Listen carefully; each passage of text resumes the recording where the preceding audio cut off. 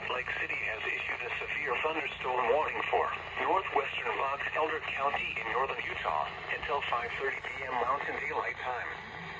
At 5:04 p.m. Mountain Daylight Time, severe thunderstorms were located along a line extending from 9 miles northwest of Park Valley to 32 miles south of Almo, moving northeast at 35 miles per hour. Hazard, 60 miles per hour wind gusts. Source, radar indicated. Intact, 6:04 Mountain Daylight Time.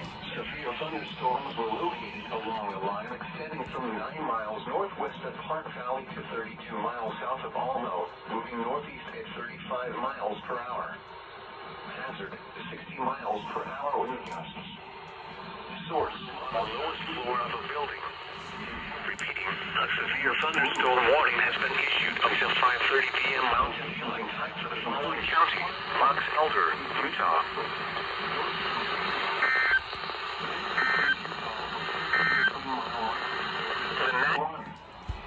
For your protection, move to an interior room on the lowest floor of a building. Repeating, a severe thunderstorm warning has been issued until 5:30 p.m. Mountain Daylight Time for the following counties: